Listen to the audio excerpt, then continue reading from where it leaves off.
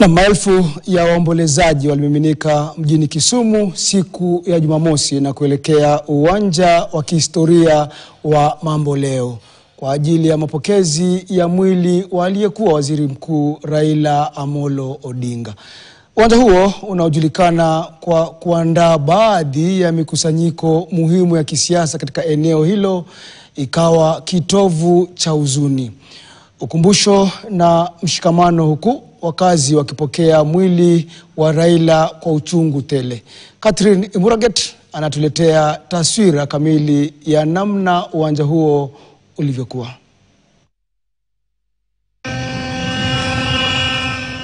Kuanzia alfajiri, umati wa watu ulianza kuelekea katika uwanja wa kihistoria wa Mambo Leo mjini Kisumu. Wengine kwa miguu, bodaboda, tuk-tuks na hata matatu. Ikawa zaidi ya safari tu, japo ishara ya utifu wa mtu ambaye wengi walimzingatia uso wa utambulisho wao wa kisiasa. Umati wa watu ulipanga foleni ndefu barabarani huku wakipunga matawi, ishara ya jadi ya kuomboleza. Mvua iliyokuwa ikinyesha haingewazuia, huku walikistahimili kijibaridi kwa matumaini ya kumpa heshima za mwisho. Operesheni za usalama kuzunguka eneo hilo zilikuwa zimeimarishwa na vituo vingi vya ukaguzi vimewekwa katika sehemu zote za kuingia na kutoka. Sehemu hizo zikisimamiwa na maafisa wa polisi wa kawaida, huduma ya polisi ya utawala, kitengo cha GSU na timu za kutekeleza sheria za kaunti. Ndani ya uwanja, hema lenye uwezo wa kubeba watu 1500 lilitundikwa.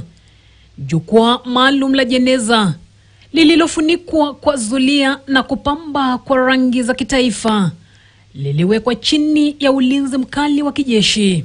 Televisheni zikawekwa kwenye maeneo ya umma ili kuwaruhusu wale ambao hawakuweza kufikia uwanja huo kufuata shughuli hiyo kwa utaratibu.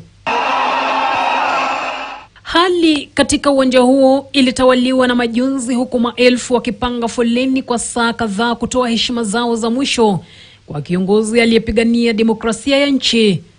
Wafuasi wengi wakishindwa kuzuia kilio. Nyimbo za heshima za kisia zilitanda hewani. Majira ya saa 1:20 asubuhi, ndege iliyosafirisha mwili wa Raila ilitua ikiwa na ishara ya Enigma 01. Ikapokelewa na wanajeshi. Kuwasili kwa mwili wa Raila Amolo Odinga kulikuwa hali ya kihistoria.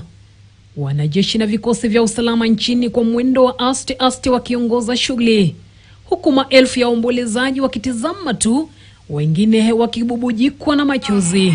Tutaweza pia kuelekea kule. Ndani ya uwanja huu uliofurika, maofisa wa KDF wakiwa wamevalia sare kamili za sherehe walisukuma jeneza hadi eneo la kutazama.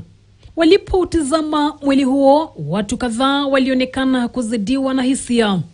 Walizirai walipokuwa wakijitahidi kukabiliana na ukweli wa kuaga kwa Raila. Wakati huu unawakilisha zaidi ya kuaga kwa mwanasiasa. Ni maombolezi ya mtu ambaye sauti yake ilifafanua mapambano ya kidemokrasia ya Kenya na ambaye ushawishi wake utasikika katika vizazi vingi. Catherine Imuraget, KTN.